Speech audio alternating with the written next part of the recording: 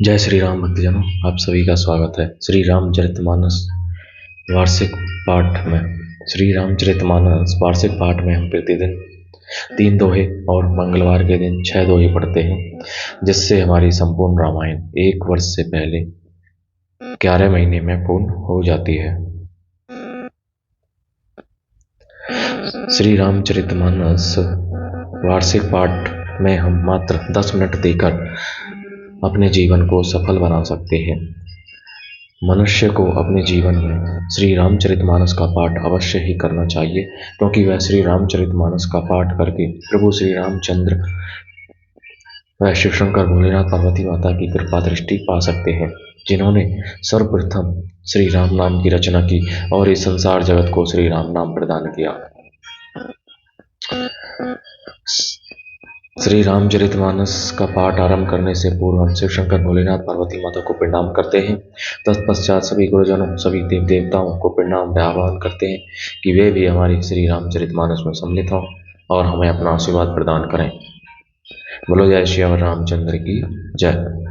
मनुष्य को अपने जीवन में श्री रामचरितमानस का पाठ अवश्य ही करना चाहिए, जिससे वह सदमार्गों पर चलकर, भक्ति मार्ग पर चलकर, आध्यात्मिक मार्ग पर चलकर अपने जीवन को आर्थिक सामाजिक रूप से सफल बना सके और इस सांसारिक बंधनों से मुक्ति प्राप्त कर सके। श्री रामचरितमानस पढ़ने के लिए हमें कोई रिटायर होना जरूरी ही नहीं। अब तो बुढ़ापे में ही भक्ति मार्ग पर चलना जरूरी नहीं। हम अभी से, आज से ही श्री रामचरितमानस का पाठ करके अपने जीवन पथ पर आगे बढ़ सकते हैं और अपने इस मनुष्य जीवन को सफल बना सकते हैं, क्योंकि यह मनुष्य जीवन केवल भोगवाद के लिए नहीं, अपितु उस परमात्मा को याद करके अपने इस मनुष्य जीवन को सफल बनाना है। तो शुरू करते हैं आज की कथा। सादर सब कहे राम गुर पठे भरी भरी भार, पूजी पितर सुर अतिथि गुरु लगे करन फरहार। मंगल भवन मंगलहारी द्रवहु सुदशरथ जर बिहारी। श्री राम जी के गुरु वशिष्ठ जी ने सबके पास बोझे भर भर कर आदर पूर्वक भेजे। तब वे पितर, देवता, अतिथि और गुरु की पूजा करके फलाहार करने लगे। एहि विधि बासर बीते चारी, रामो निरखी नर नारी सुखारी। दो समाज असी रुचि मन माही, बिनु सिय राम फिरब बल नाही। इस प्रकार 4 दिन बीत गए। श्री रामचंद्र जी को देखकर सभी नर नारी सुखी हैं। दोनों समाजों में मन में ऐसी इच्छा है कि श्री सीताराम जी के बिना लौटना अच्छा नहीं है। सीताराम संग बनवासु, कोटि अमरपुर सरिस सुपासु। परिहरि लखन रामु बैदेही, जेहि गरुड़ भाव बाम विधि तेहि।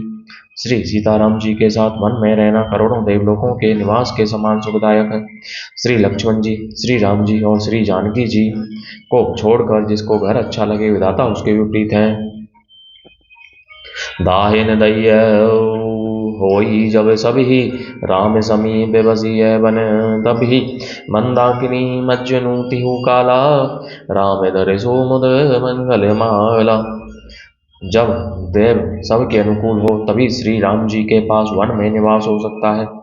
मंदाकिनी का तीनों समय स्नान और आनंद तथा मंगलों की माला समूह रूप श्री राम का दर्शन। अटनु राम गिरी वन तापस थल, असिनु समीय समय कंद मूल फल। सुख समेत संबत दुई साता, पल समय होई न जानी अहि जाता। श्री राम जी के पर्वत, कामदनाथ, वन तथा तपस्वियों के स्थानों में घूमना और अमृत के समान कंद मूल फलों का भोजन 14 वर्ष सुख के साथ पल के समान हो जाएंगे, अर्थात बीत जाएंगे, जाते हुए जान ही न पड़ेंगे। कौशल्या सुनैना संवाद श्री सीता जी का सील। एहि सुख जोगिन लोग सब कहीं, कहाँ अस भागो सहज सुभाए। समाज दोहु राम चरण अनुरागो, मंगल भवन मंगलहारी द्रवहु सुदशरथ जर बिहारी। सब लोग कह रहे हैं कि हम इस सुख के योग्य नहीं हैं, हमारे ऐसे भाग्य कहाँ। दोनों समाजों का श्री रामचंद्र जी के चरणों में सहसो आपसे ही प्रेम है। यही विधि सकल मनोरथ करी, वचन सह प्रेम सुनत मन ढारी। सिय मातु ते ही समय बढ़ाई, दासी देखी सु अवसर आई। इस प्रकार सब मनोरथ कर रहे हैं। उनके प्रेम युक्त वचन सुनने वालों के मनों को हर लेते हैं। उसी समय सीता जी की माता सुनैना जी की भेजी हुई दासियां कौशल्या आदि के मिलने का सुंदर अवसर देखकर आई। साविका से सुनी सब सिय सासु, आयो जनक राज निवासु। कौशल्या सादर सन मानी, आसन दिए समय समय आऊनी। उनसे यह सुनकर कि सीता की सब सासुएं इस समय फुर्सत में हैं, जनकराज का निवास उनसे मिलने आया। कौशल्या जी ने आदरपूर्वक उनका सम्मान किया और समयोचित आसन लाकर दिए। सीलू सनेहु सकल दोहु ओरा, द्रवही ये की सुनी पुलिस कठोरा। पुलक से तिल तन वारी विलोचन, मही न लिखने लगी सबे सोचन। दोनों ओर सबके सील और प्रेम को देखकर सुनकर कठोर वज्र भी पिघल जाते हैं। शरीर पुलकित और शिथिल है और नेत्रों में शोक और प्रेम के आंसू हैं। सब अपने पैरों के नखों से जमीन कुरेदने और सोचने लगी। सब सिय राम प्रीति की सी मूर्ति, जनु करुणा बहु बेस निसूरति। सिय माथु कहे विधि बुद्धि आकी, जो पय फैनु घोर पबीटा की।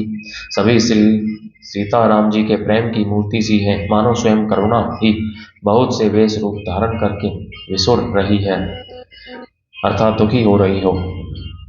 सीता जी की माता सुनैना जी ने कहा, विधाता की बुद्धि बड़ी टेढ़ी है, जो दूध के फेन जैसी कोमल वस्तु को वज्र की टंकी से फोड़ रहा है, अर्थात जो अत्यंत कोमल और निर्दोष हैं, उन पर विपत्ति ढहा रहा है।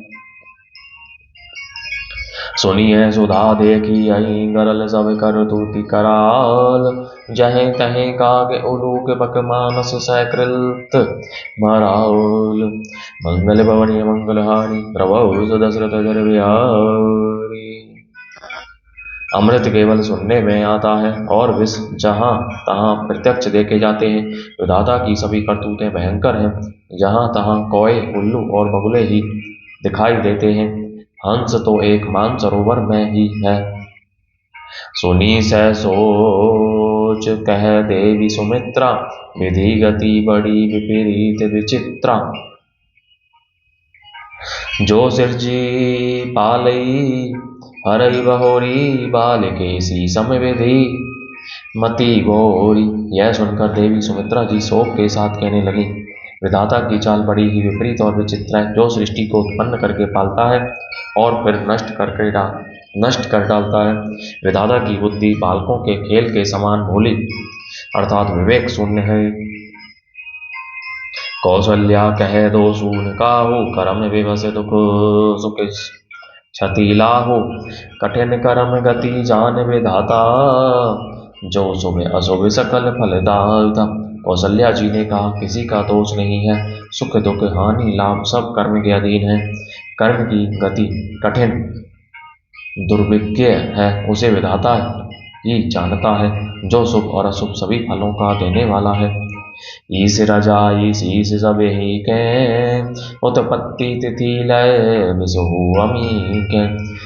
देवी मोह बस सोचिए वादी, विधि प्रपंचो अस अचल अनादि।